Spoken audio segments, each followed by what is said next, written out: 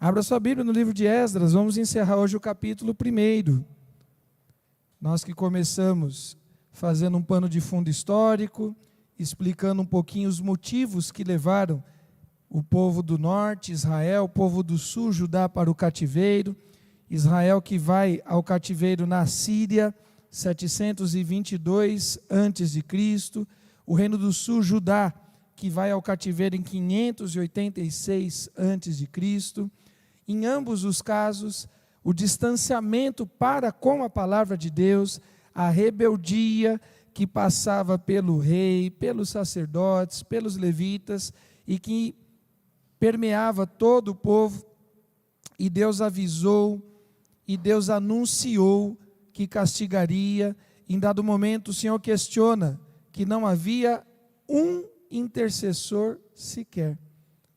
E quando a gente vê esse texto que aparece tanto em Isaías quanto em Ezequiel, a gente entende que o último pecado, o que levou ao castigo, foi a falta de intercessão. Olhei dos céus e me admirei que não havia um intercessor. O povo é levado ao cativo, ou ao cativeiro, ficam 70 anos, e aí tem um processo de retorno. A partir de 70 anos nós temos o edito de Ciro, que diz que o povo poderia voltar com um objetivo. Não era voltar por voltar. O povo deveria voltar para reconstruir o templo, o local de adoração ao Deus vivo. O povo cumpriu isso? Não. Ciro devolveu toda a quantidade de ouro, prata, bronze roubado e ainda deu do bolso dele uma oferta. Mas as pessoas não cuidaram da casa do Senhor. A gente vai chegar nisso mais adiante, e fica muito claro no profeta Ageu, que é um texto pequeno, mas muito dolorido. Muito dolorido. E nós vemos que a palavra de Deus, ela se cumpre, muitas vezes é um castigo, é dolorido, e a gente viu também que esse cumprimento da palavra de Deus é um ato de amor de Deus, porque Deus ama e corrige, ou melhor, Deus disciplina e corrige a quem Ele ama. Então, se não houvesse a correção, se só houvesse o castigo e Deus abrisse mão do povo, mas não, a palavra de Deus tem nos corrigido. Nós vimos que Ciro recebe essa palavra, ele entende da parte de Deus que ela é verdadeira, mas ele mesmo não segue. Ele chega a dizer com todas as letras: quem for do povo de Deus, e fica nas entrelinhas, eu não sou. Quem for do povo de Deus, que vá, que levante, que faça a obra. E Ciro fica pelo meio do caminho. Em cada uma dessas informações, a gente vê um Deus que trabalha com detalhes. Queridos, é algo muito interessante. Eu não tenho uma resposta para isso, mas Deus gosta de detalhes. Você já reparou? Como Deus gosta de nos chamar a atenção em coisas pequenas? A mulher do fluxo de sangue, ela toca na parte mais baixa, na orla, na barra da saia, no detalhe do detalhe da roupa de Jesus. Ela não conseguiu chegar no ombro de Jesus, ela vai ali no detalhe. Elias, quando estava no seu momento mais deprê, querendo a morte, apesar que é um querer de morte meio fake, né? Porque Jezabel queria matar ele. Ele disse que quer a morte mais forte de Jezabel, né? E aí ele disse para Deus que queria morrer. E aí tem uma espécie de terremoto, tem uma espécie de ciclone, de fogo, de manifestação da natureza, mas Deus fala com Elias aonde? Na brisa suave, no detalhe. Quando Davi tenta levar a arca da aliança a primeira vez, Uzá e Aiô, os dois servos, um deles toca a mão na arca e morre, porque não se atentou a um detalhe. A arca não poderia ser carregada daquele jeito. Quando a gente pensa na criação, em toda a obra criada de Deus, é o absurdo do absurdo dos detalhes. Cheiros, aromas, sabores, cores, etnias, povos, línguas. E em todos esses detalhes se manifesta a grandeza da obra de Deus. Já pensou se todo mundo fosse igual a você? E Deus não nos fez iguais, Deus nos fez diferentes. E há uma somatória de beleza, a gente brinca muito, né, a respeito disso, mas há uma somatória de belezas no ser humano. Então não existe uma beleza única. Eu e você podemos ter uma ou outra preferência, mas na verdade, a beleza plena ela está na somatória. E você olhar de novo, de todas as tribos, etnias, povos e raças. O nosso DNA, coisa tremenda, né?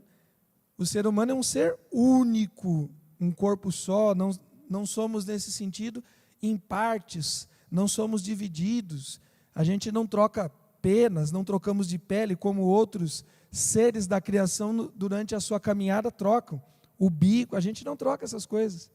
Nós somos um ser único, mas na verdade somos compostos de alguma coisa perto de 32 trilhões de células. Cada uma dessas células tem um código de DNA. O código de DNA de cada uma dessas células é perto de 2 metros. 32 trilhões vezes 2, estamos falando de alguma coisa perto de 64 trilhões de metros quadrados. A gente iria na Lua e voltaria várias vezes. A gente iria no Sol e voltaria várias vezes. Para dizer quem você é. O nosso DNA. Nos anos 2000, foi descoberto o genoma. E as pessoas saíram anunciando. Um cientista chamado Francis Collins fazia parte, chefiava a pesquisa sobre o genoma. Na época, o presidente era o Bill Clinton. E do lado do presidente americano Bill Clinton, eles anunciaram que tinham descoberto a receita de bolo de Deus. Ou seja, a partir de agora, nós podemos fabricar, nós podemos gerar vida. Sabe o que eles descobriram? Eles descobriram um código desses, de até 2 metros. Falta só 64 trilhões de outros códigos para serem descobertos. E as pessoas ficaram ali encantadas, porque descobriram nada a respeito do que eu e você somos. E a gente canta vez por outra, e cantamos hoje num culto de despedida de um amigo querido, somente Deus é capaz de nos entender. Você já pensou nisso? Você olha para o espelho e você acha que é uma coisa pequena, limitada, mas não, nós somos cheios de inúmeros detalhes. E talvez o povo de Judá não se atentou aos detalhes que Deus demonstrou para eles no cativeiro. E infelizmente, como nós estamos depois da história, a gente sabe o resultado, mesmo depois de 70 anos de cativeiro, o povo não teve uma mudança que deveria ter tido, assim como eu, tantas vezes não tem, assim como você, tantas vezes não tem. Vamos ver, identificar alguns detalhes? Vamos ler o capítulo inteiro, a gente vai encerrar hoje, mas a gente vai se concentrar nos números finais. Livro de Esdras, capítulo 1, a partir do verso 1. No primeiro ano do reinado de Círio, rei da Pérsia, para que se cumprisse a palavra do Senhor por boca de Jeremias, o Senhor despertou o espírito de Ciro, rei da Pérsia, que ordenou que se proclamasse em todo o seu reino e que se pusesse por escrito o seguinte: assim diz Ciro, rei da Pérsia: o Senhor, Deus dos céus, me deu todos os reinos da terra e me encarregou de lhe edificar um templo em Jerusalém, que fica em Judá. Aquele dentre vocês que for do seu povo, que o seu Deus esteja com ele, e que suba para Jerusalém, que fica em Judá, e edifique a casa do Senhor, Deus de Israel. Ele é o Deus que está em Jerusalém. Todo aquele que restar, seja qual for o lugar em que habita, que os homens desse lugar o ajudem com prata, ouro, bens e gado, além das dádivas voluntárias para a casa de Deus em Jerusalém. Então se levantaram os chefes das famílias de Judá e de Benjamim, os sacerdotes e os levitas, e todos aqueles cujo Espírito de Deus despertou, para subirem e edificar a casa do Senhor em Jerusalém. Todos os que moravam nos arredores os ajudaram com objetos de prata, de ouro, bens, gado e coisas preciosas, além de todas as ofertas voluntárias. Também o rei Ciro entregou os utensílios da casa do Senhor, os quais Nabucodonosor tinha trazido de Jerusalém e colocado na casa dos seus deuses. Ciro, rei da Pérsia, tirou esses utensílios sob a direção do tesoureiro Mitredate, que os entregou contados a Sesbazar. Entregou contadinho, detalhe por detalhe. a Sesbazar, príncipe de Judá. Eis o número deles: 30 bacias de ouro, 1000 bacias de prata, 29 facas.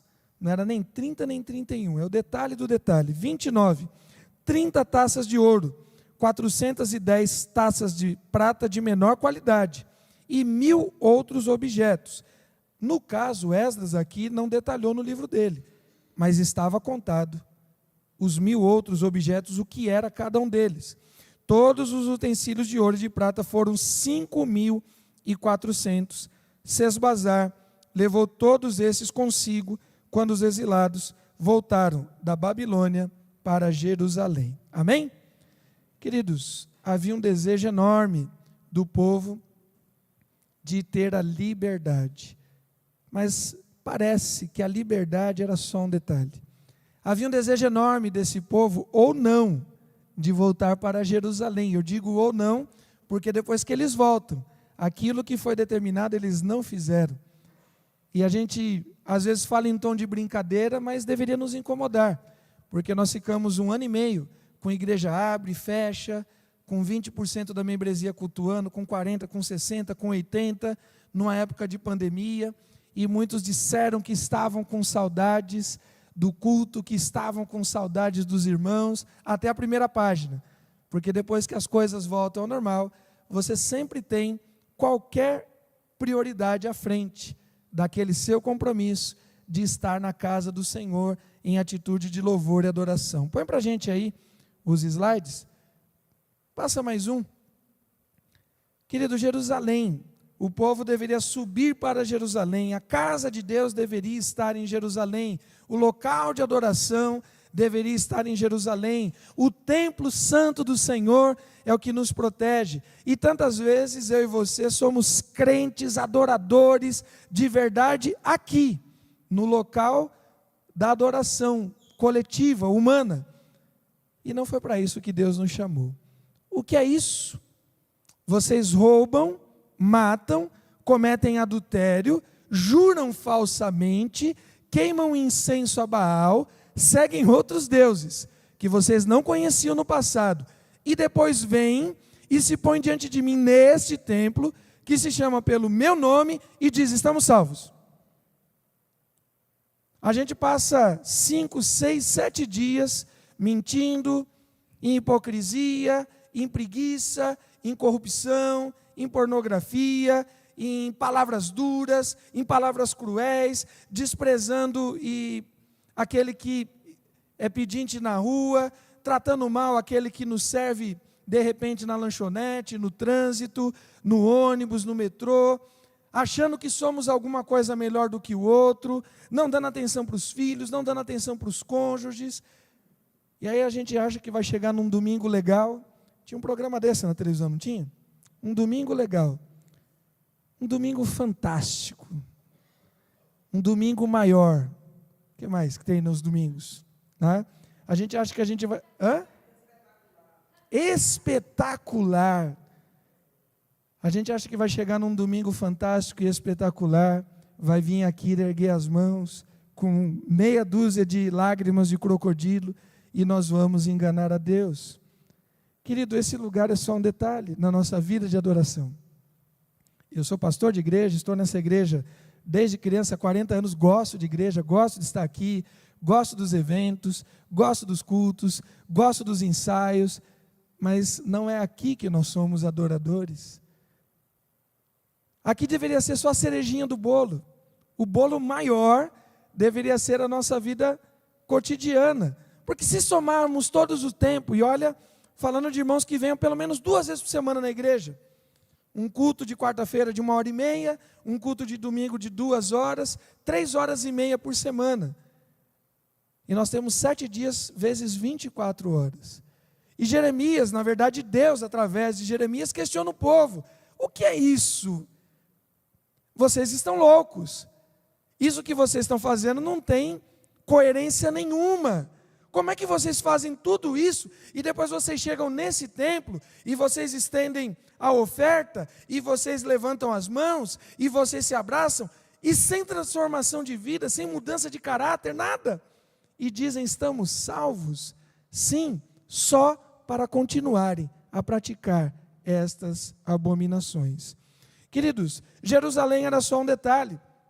O povo confiava demais no templo, o povo confiava demais na estrutura, o povo confiava demais no simbolismo. A gente confia demais de coisa que sabemos de menos. A gente confia demais de coisa que valorizamos de menos, que a gente tem reverência de menos. A gente fala às vezes de boca cheia, olha, a Bíblia é a nossa regra de fé e prática. A gente nem crê, nem conhece, nem pratica. E a gente fala de coisas que nós não sabemos, e Deus está perguntando, mas o que é isso? O que isso significa? Queridos, para os judeus, a destruição do templo foi uma derrota gigantesca. Quando a gente fala do povo judeu sendo deportado, e perdendo o templo, os muros, não é uma guerra qualquer. A gente está, infelizmente, há 1 ano e meio de uma guerra lá no leste europeu, Rússia e Ucrânia. Bom, digamos que o Brasil estivesse numa guerra, e o Brasil perdesse parte do seu território, e você fosse deportado para um outro lugar. Seria terrível. Digamos que a gente fosse para a Rússia, um país bem diferente culturalmente, clima, né, muito mais frio do que aqui, a comida, a língua, tudo difícil. Seria terrível, sim ou não? Para o judeu é um pouco pior, porque no caso do judeu, a nação, o local dele não é só cultural. A parte da religião, a parte da essência da vida deles, se confunde com a nacionalidade. É diferente. Ser judeu, nessa época, a identidade com o templo não é a identidade que a gente tem com Brasília. Se de repente tivesse um incidente e parte daquelas 2 panelas gigantescas que compõem a arquitetura lá de Oscar Niemeyer, lá em Brasília, rachasse, quebrasse, você não ia sentir, nem um pouco. Você não ia sentir como o judeu sente a perda dos muros. É muito diferente a relação. Eu não sei se eu estou conseguindo explicar para os irmãos, mas eu queria que você entendesse que estava tirando de fato alguma coisa dentro das entranhas deles. É muito diferente da relação que eu e você temos com as nossas coisas, com o nosso país. Para eles era muito forte. Eles entenderam, de alguma forma, que a queda de Jerusalém significava a queda de Javé, a queda de Deus. Porque na cabeça desse povo, a grandeza de Deus estava no templo. A grandeza de Deus estava no muro. A grandeza de Deus está em Jerusalém, Jerusalém, Jerusalém. Jesus vai dizer que mata os seus profetas e aqueles que te são enviados. Quantas vezes eu desejei cuidar de vocês e vocês não quiseram? Essa coisa de amar Jerusalém, de amar o templo, e além, havia uma ideia de que Israel era o povo santo. Havia uma ideia de que Jerusalém era a cidade santa. Havia uma ideia que o templo era o local santo. Isaías vai dizer 3 vezes que santo é o Senhor. Santo, santo, santo é o Senhor dos exércitos. Não são os muros, queridos. Não é a cidade. Não é o povo. Santo é Jesus. Santo é o Senhor. A queda de Jerusalém significava alguma coisa? Sim, mas não o que eles acharam. Jerusalém de fato era só um detalhe. Ah, mas Jerusalém, a cidade, o lugar da paz, que é o significado principal do nome. Passa mais um, deixa eu ver se eu coloquei no... Olha só, esse texto é retirado da Midrash, que é um dos textos de sabedoria do povo judeu. Olha o que eles dizem: como um umbigo que está no centro do corpo humano, a terra de Israel também é o umbigo do mundo.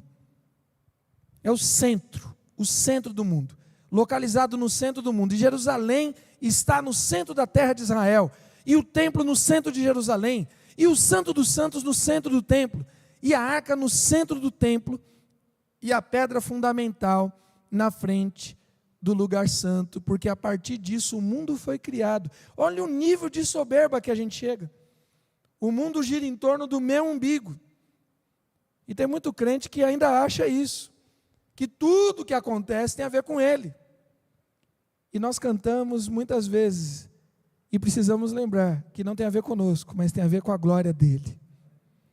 Jerusalém era importante sim, o templo era importante sim, mas não do jeito que os judeus imaginavam. A palavra Jerusalém significa lugar de paz. Bonito, muito bonito.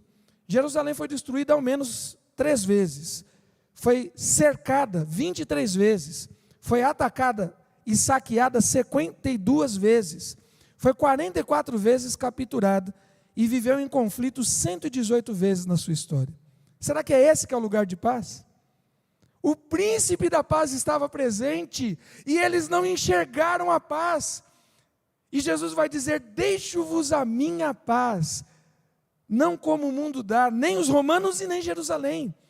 A paz é estar em Cristo e não estar no umbigo do mundo localizado na cabeça de alguns, num lugar específico. Querido, Jerusalém passa uma ideia pedagógica de relacionamento com Deus. E eu entendo que isso também tem a ver um pouco com o próprio cuidado da igreja local. Aquela coisa pedagógica de não a reverência na coisa em si, mas na reverência ao Deus que nós servimos. Essa casa, esse prédio, essa construção, esse ambiente não é nada. Mas quando nós estamos aqui com 2 ou 3 reunidos, passa a ser casa de Deus. Jerusalém não era nada, porque o nome de Deus não estava sendo honrado há muito tempo. E Jeremias vai dizer com todas as letras, volta lá por gentileza, olha, vocês vêm para cá e vocês têm uma vida mundana. Isaías vai dizer no capítulo 29, versículo 13, vocês vêm a mim como de costume, os lábios de vocês até falam, até louvam, até clamam, mas o coração de vocês está longe, vocês fazem aquilo que maquinalmente aprenderam, vocês repetem. Quantas vezes o nosso culto não é repetitivo? A minha atitude, a sua atitude, e não há novidade de coração. E Davi vai dizer assim: cantai ao Senhor um cântico novo. Não é só melodia nova, não é só letra nova, mas é atitude nova de coração em nome de Jesus. Jerusalém, que era o destaque, que era o lugar mais alto, que era o lugar, o salmista vai dizer: Jerusalém, alegrei-me quando me disseram, vamos à casa do Senhor. Pararam os nossos pés junto às suas portas, ó Jerusalém. Jerusalém que está construída como uma cidade bem sólida. Caiu 3 vezes. Para onde sobem as tribos do Senhor? 725 metros. Os montes, por exemplo, das Oliveiras e o Monte Hermon eram mais altos. O Monte das Oliveiras, pelo menos, quase 100 metros mais altos, e o Monte Hermon 3 vezes mais alto do que Jerusalém. Será que Jerusalém realmente é o destaque do mundo? Será que Jerusalém era o que você e eu deveríamos depositar a nossa fé? Na verdade, querido, a nossa fé precisa estar depositada nos braços do Senhor. Em dado momento, os discípulos, todos animados, chegaram para Jesus. Nós estamos falando agora do 3º templo, não é o templo de Salomão, não é o templo dessa geração aqui, com Zorobabel e Josué, é o templo de Herodes, um templo maior, um templo estendido. E aos discípulos: vejam, Senhor, dá uma olhada nessas construções. E a gente vê a loucura, porque eles estavam chamando a atenção para o local da adoração, e aquele que deveria ser adorado não era visto. Grande era o templo, e não Jesus. Você consegue entender onde a gente tem se perdido? Às vezes a gente se preocupa com coisa tão pequena, quando na verdade aquele que era, aquele que é, aquele que há de vir está ao nosso lado. Você está preocupado com o que os irmãos acham, com o que os irmãos vão ver, com o que os irmãos vão falar, quando nós deveríamos estar preocupados com aquele que sabe todas as coisas. E aí Jesus dá uma olhada de cima e embaixo naquela construção e diz assim: isso aqui? Pois eu vos digo, que não ficará pedra sobre pedra. Queridos, eles estavam sendo libertados para reconstruir um templo, e o templo era só um detalhe, porque o verdadeiro local de adoração nunca foi, e o próprio Salomão, que construiu o primeiro templo, não da Celso Garcia, mas o original, Salomão vai dizer o seguinte: eu sei que o Senhor não habita em casa feita por mãos de homens. Senhor, nós construímos essa casa, mas nem o céu dos céus são capazes de conter a tua glória. Abraão sobe naquele lugar para prestar um sacrifício de louvor e adoração a Deus. apresentando Isaac. Mas ele diz antes de subir: nós vamos e voltaremos. Não foi lá que a fé de Abraão foi testada, foi antes. Davi vai também ao mesmo monte para cessar uma praga. Mas Davi obedece antes de chegar lá. É o intento do coração. E em dado momento o próprio Senhor Jesus discute com a mulher samaritana e ela vai dizer: olha, vocês judeus dizem que o local de adoração é esse. E Jesus vai dizer: não, nem aqui, nem lá. Porque o Senhor procura adoradores. E os verdadeiros adoradores adoram o Senhor em espírito e em verdade. Querido, eu vou dizer de novo, eu incentivo, vez por outra, a gente dá umas pancadas mais fortes aqui no púlpito, pelo zelo no culto, pela necessidade de ter disciplina. Se você quer ter uma vida saudável, você vai na academia tantas vezes por semana. Tem uns irmãos aqui na igreja que tem um problema sério, né? Aí a pessoa está 1000 anos ali, pagando academia e tal, e não vê resultado nenhum. 2, 3 anos pagando. Aí tem um dia que ela resolve sair de casa e ir lá na academia reclamar. Olha, estou 3 anos pagando, até agora não mudou nada aqui. Não adianta pagar a academia, é necessário fazer os exercícios. A gente precisa cuidar, precisa ter disciplina com o culto, com o estudo da palavra de Deus. Mas não é aqui que Deus habita. Deus habita nos nossos corações. Talvez chegue um momento, como vivemos na pandemia, pode ser que venha outro momento, em que as casas de oração sejam fechadas, mas jamais o céu estará fechado para as nossas orações. Tem um cântico que diz: nada pode calar um adorador. Vocês ensaiaram essa música igual a gente combinou? Então já deixa aí no jeito, de repente a gente termina com ela. Passa mais uma aí. Olha lá, a ideia do mapa que a gente tinha a partir de uma visão do povo judeu. Então você tem a Europa, você tem a Ásia, você tem a África e Jerusalém no centro de todas as coisas. Passa mais um. Querido, um outro detalhe que a gente percebe aqui é da promessa. E de novo, a gente se atenta a coisas menores diante das promessas de Deus. A gente falou um pouquinho sobre isso nesse domingo, sobre nós exercitarmos a nossa fé para alcançar a promessa maior em Cristo Jesus. Você crê nisso? Ih, tá ruim o negócio.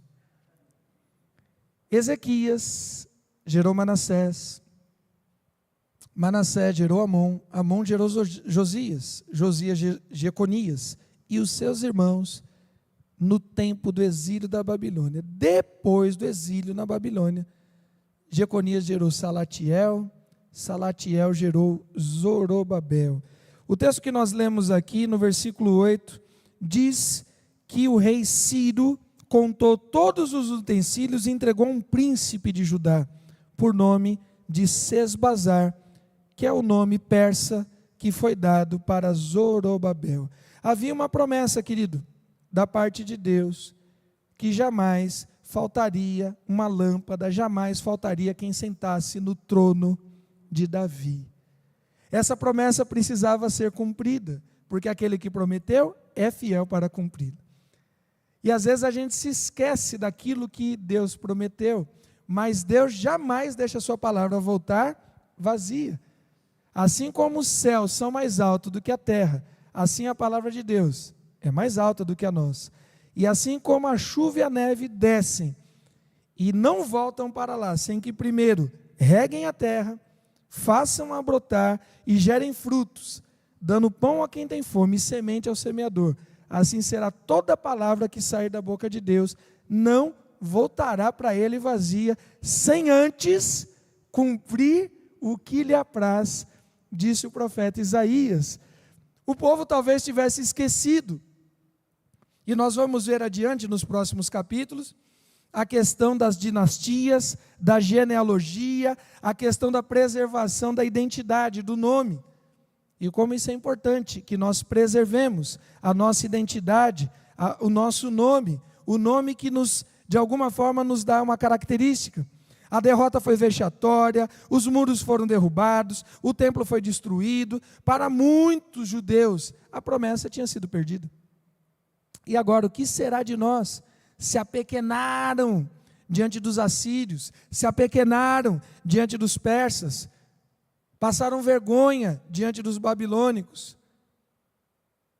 Só que Deus não revogou a sua promessa.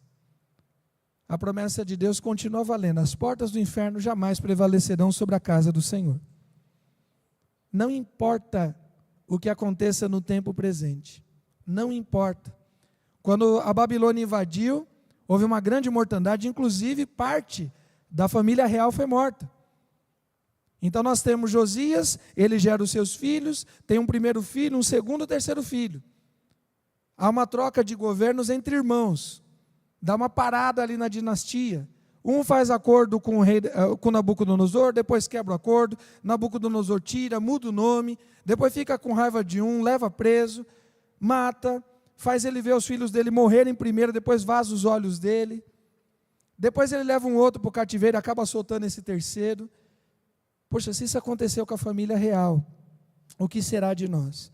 Em dado momento o diabo dormiu nesse barulho também, porque o Cristo foi pendurado, depois de 12 horas de tortura, depois de 12 horas de flagelo, ele foi pendurado, e depois de perdoar o pecado dos seus opressores, ele disse: Pai, nas tuas mãos entrego o meu espírito, expirou, está consumado.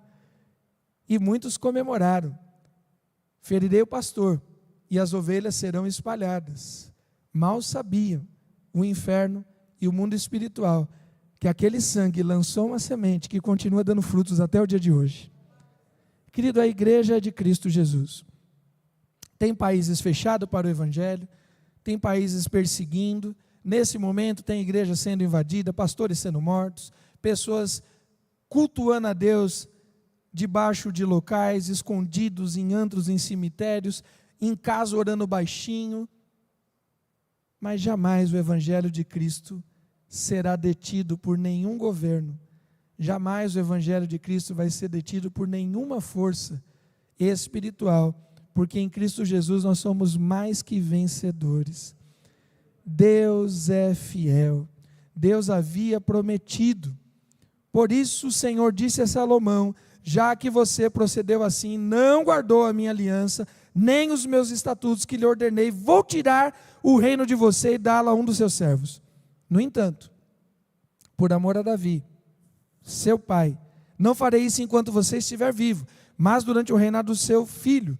Todavia não tirarei o reino todo, darei uma tribo a seu filho por amor a Davi, meu servo, por amor a Jerusalém, a que escolhi.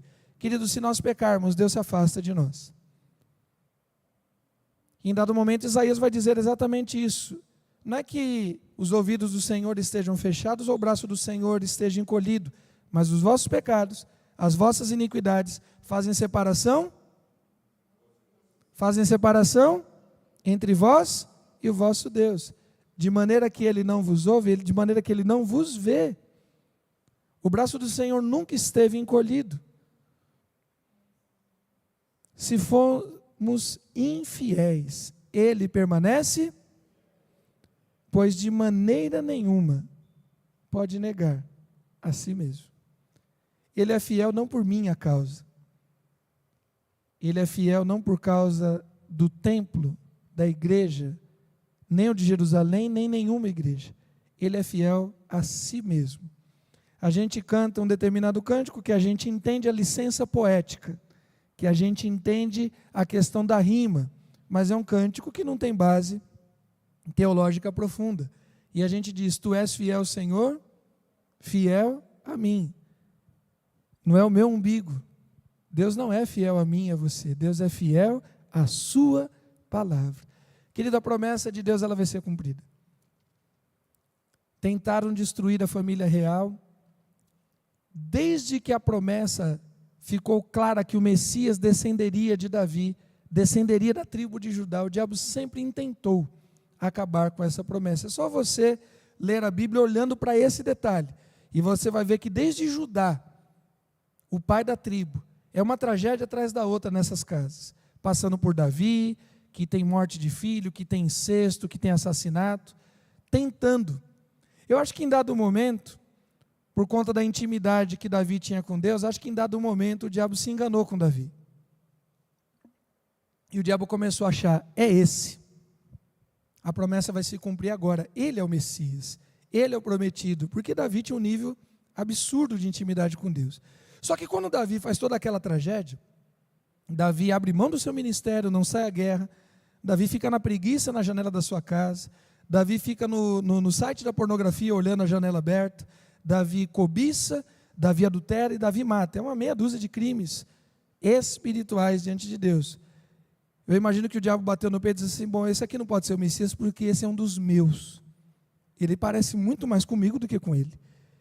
Mas quando chegou Jesus, o prometido das nações, querida, a coisa mudou. Porque os céus abriram, os anjos desceram e começaram a cantar. E mexeram com os pastores que estavam guardando as suas ovelhas. E os pastores largam tudo e vão para dentro de Jerusalém. E os pesquisadores, os cientistas, os magos. Sabe de onde que vêm os magos? Sabe de onde que vêm os magos que foram visitar Maria, José e Jesus? Alguém sabe? Os magos vêm da Pérsia, da região de Ciro. Talvez desde essa época a promessa foi anunciada.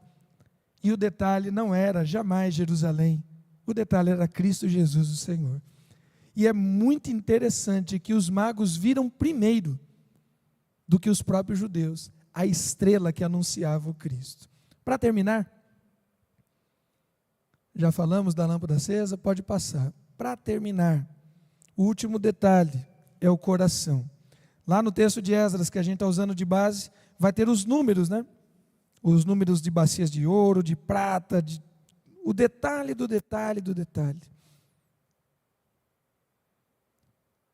É muito interessante e triste que os reis de Judá, quando se sentiam apertados em relação aos seus inimigos que cercavam Jerusalém, cercavam os muros, a primeira coisa que eles abriram mão foi da adoração. É muito triste. Até o rei Ezequias, em dado momento, tirou parte dos tesouros que eram consagrados a Deus para fazer parceiros comerciais. Acás fez isso, Ezequias fez isso. Quando se sentiram apertados, faltando um recurso, a primeira coisa que a gente abre mão é da casa de Deus. De novo, querido, Deus é Deus de detalhes, Deus é aquele que sonda e conhece os corações. Pois não te agradas de sacrifícios, disse Davi. Do contrário, eu os ofereceria, e não tens prazer em holocaustos. Sacrifício agradável a Deus é o espírito quebrantado, um coração quebrantado e contrito, não o desprezará, ó Deus. Querido, Deus não restituiu nada que era do povo. Eu queria que você se atentasse a essa verdade. O povo havia sido deportado, o povo perdeu suas casas, perdeu seus camelos, seus cavalos, suas ovelhas, perderam suas roupas, perderam posses pessoais, nada disso foi devolvido. Por quê? Ciro devolve tudo o que era da adoração. Tudo que havia sido tirado do templo, tudo aquilo que tinha a ver com adoração. Ciro também não devolve o que foi roubado dos tesouros dos palácios dos reis. Porque você tem os tesouros da casa de Deus e você tinha os tesouros da casa dos reis. Isso fica muito claro quando Davi, ele deixa um valor que, em tempo recente, fizeram uma pesquisa para tentar discernir qual foi o valor que Davi deixou para que Salomão erguesse o templo. E Davi teria deixado alguma coisa de 1 trilhão e pouco. O PIB do Brasil, que é o valor que nós geramos, todos os trabalhadores, durante um mês é de 3 trilhões. Davi teria deixado alguma coisa parecida com todo o recurso do nosso país de um mês, para que a casa de Deus fosse construída em ouro, em prata, em materiais. Tudo isso foi roubado. Tudo isso foi roubado. Ciro não devolveu os tesouros reais. Ciro devolveu o tesouro da adoração. Me ajudem, querido, por quê? Ciro estava com esse coração bondoso. Ciro ouve Deus mandar que ele devolvesse. Ele devolve, ele dá algo a mais, e ele diz assim, olha, quando esse povo voltar, cada povo que estiver no entorno, conforme eles forem passando, que vocês deem oferta para que se construa a casa. Eu estou devolvendo 100% do que foi roubado. Eu estou dando oferta do meu bolso. Vocês que são do povo de Israel, também ofertem. E vocês demais povos, quando os judeus passarem, paguem uma prenda para que a casa seja feita. O pessoal deve ter amado os judeus. Os caras saindo lá da região hoje, perto ali para cima do Irã, perto do Afeganistão, e vindo cortando o Oriente Médio inteirinho e recebendo dinheiro. Porque o grande rei Ciro tinha mandado. Por quê, queridos? Não foi restituído nada que foi tirado do povo. Por quê? Me ajudem. Não é pergunta retórica não, para os irmãos responderem mesmo. Em primeiro lugar, a prioridade era o local da adoração. Coisa que o povo não faz. De novo, a gente vai chegar em Ageu, a gente vai ver isso. Tem gente orando para repreender o gafanhoto devorador. E Ageu está dizendo assim, fui eu que furei o bolso de vocês. Está lá, o gafanhoto devorador. O pessoal gosta desse tema, tem livro escrito, quebra de maldição, 7, 14, 21, 28, 35, 49 semanas de quebra de maldição do gafanhoto. E Deus está dizendo assim, quem furou o bolso de vocês para que vocês não prosperem fui eu. Por quê, queridos? O que mais? Além do que o Leroy disse. O que mais? Deus é um Deus de detalhes. O detalhe do coração. Deus é aquele que sonda e conhece. Deus é aquele que sabe do nosso intento. Quando Jesus estava no meio do templo junto com os seus discípulos e os fariseus, a oferta que foi destacada por Jesus não foi a que tinha mais cifra, mas foi aquela que tinha mais coração. Essa viúva deu mais do que todos os outros, porque ela não deu resto, ela não deu sobra, mas ela deu da sua totalidade, ela deu com o seu coração. Queridos, por que Deus não devolveu os bens do povo? Porque quando nós lemos Ezequiel, a partir do capítulo 16, que está relatado, registrado os pecados de Israel, fala de injustiça, fala de corrupção, fala de maus tratos aos irmãos mais pobres. Quando nós chegarmos em Neemias, você vai ver a vergonha que Neemias passa, porque havia todos que voltaram do cativeiro, voltaram do mesmo cativeiro, mas havia judeus mais ricos que escravizaram seus irmãos mais pobres, porque era dinheiro de mentira, era dinheiro de maldade, era dinheiro de corrupção, era dinheiro de intolerância, era dinheiro não sagrado, era dinheiro não consagrado ao Senhor. Porque tantas vezes eu e você ganhamos, temos a nossa rotina de salário, temos pagamentos, o dinheiro não dá, e não importa quanto você ganhe, porque você não é fiel na adoração. Você não é fiel na adoração. Não é prioridade para você os dízimos, não é prioridade para você as ofertas. E por isso que a gente sempre tem tanta gente dentro da igreja enrolada. Pastor enrolado, missionário enrolado, diácono enrolado com a vida financeira. Está sempre enrolado. Pode ganhar 5, 10, 15, 20, 50 mil reais, não importa quanto ganha, porque não é fiel. Fosse fiel no pouco. Me ajudem? Fosse fiel no pouco. Sobre muito te colocarei. Nós não somos fiéis no pouco. O nosso dinheiro não transita na adoração. A gente adora com as mãos, a gente adora com as palmas, a gente adora com choro, mas a gente não adora de todo o coração. Porque o nosso coração é mesquinho, porque o nosso coração é avarento, porque a gente está interessado. É uma coisa que eu me pergunto a mim e pergunto a você também. A gente fala, o dízimo é 10%, glória a Deus. Tem um preceito bíblico para isso. Só que durante a carreira você vai ganhando mais. E sempre fica no mesmo 10%. Muda o teu padrão de vida, muda o carro que você usa, muda as viagens que você usa, mas a tua oferta não muda. Não é interessante isso? Tudo muda. Mas a tua oferta nunca muda. Porque a gente é mesquinho, porque a gente não é generoso.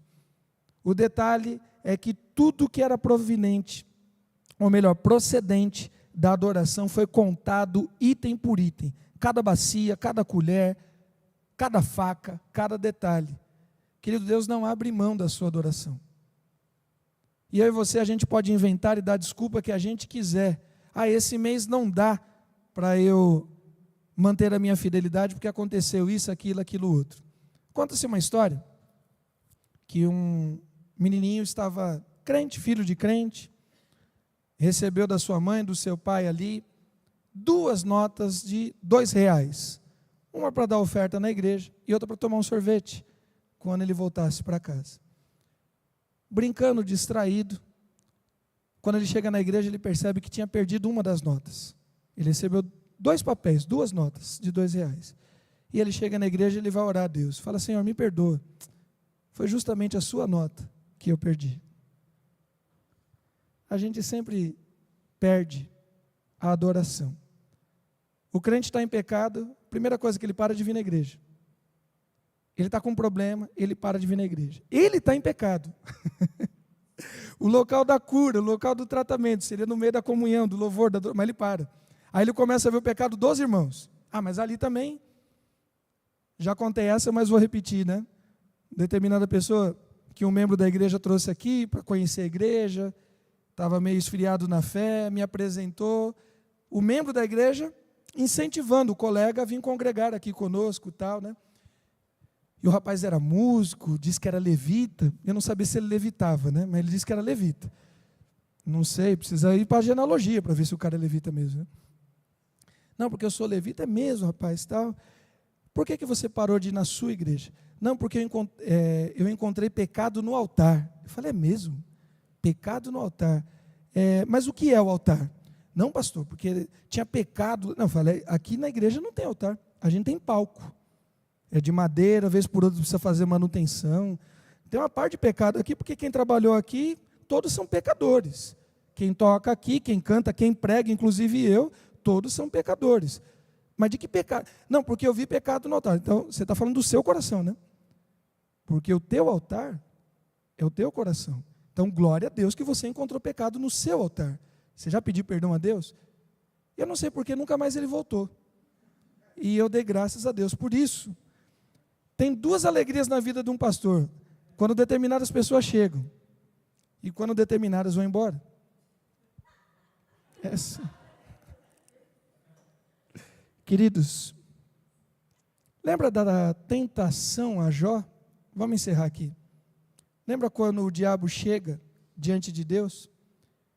E, na verdade, Deus chega diante do diabo e faz um convite: viste o meu servo Jó, homem justo, temente a Deus, íntegro e que se aparta do mal. E o diabo vai dizer assim: deixa eu tocar nas coisas dele, para ver se ele mantém isso. Essa conversa, essa discussão, ela é muito interessante, porque no fundo, se a gente parar para pensar, o diabo não está tentando Jó, porque já houve uma declaração da parte de Deus que Jó era íntegro. Já houve uma declaração da parte de Deus que Jó era íntegro. O que está sendo questionado ali é o caráter da adoração. Deixa eu tirar as coisas dele. Deixa eu mexer com a segurança financeira dele. Deixa eu mexer com a sua casa, com seus bens, com seus gados. O diabo está dizendo o seguinte: Jó só te adora porque ele é rico. Jó só te adora porque ele tem saúde. Jó só te adora porque ele está completamente cuidado. O Senhor cercou e abençoou os bens dele. Se o diabo fizesse essa mesma situação na minha vida e na sua, quanta adoração permaneceria na doença? Quanta adoração permaneceria no desemprego? Quanta adoração permaneceria no divórcio? Quanta adoração permaneceria no luto? Quanta adoração permaneceria quando o filho está nas drogas, na promiscuidade, longe dos caminhos do Senhor? Quanta adoração permaneceria? A nossa adoração está condicionada ao quê? Ou a quem? O diabo não estava nesse sentido tentando a Jó. O diabo estava tentando dizer a Deus: olha, o teu povo só te adora quando tem as coisas. E vamos ser sinceros, se o Satanás fizesse essa mesma coisa hoje, ele teria razão na vida de muitos de nós. Queridos, o local da adoração, ele precisa ser preservado. O dinheiro, os valores da adoração precisam ser devolvidos ao Senhor. Adoração, ela tem a ver com o nosso tempo, ela tem a ver com a nossa saúde, ela tem a ver com as nossas competências, ela tem a ver com a nossa casa, com a nossa família. Adoração tem a ver com os nossos recursos financeiros. Não seja parte adorador, seja adorador por inteiro. Jesus expulsou muitos demônios no Novo Testamento, inclusive legiões de demônios, mas só um tinha nome, o tal de Mamon, que está relacionado à ganância, à mesquinharia, que está relacionado à infidelidade. Sabe por que só foi devolvido os valores da adoração? Porque muitas vezes os nossos valores, eles estão sendo amaldiçoados. Não é nem pelo diabo, é por nós mesmos, porque não somos fiéis naquilo que Deus tem nos dado.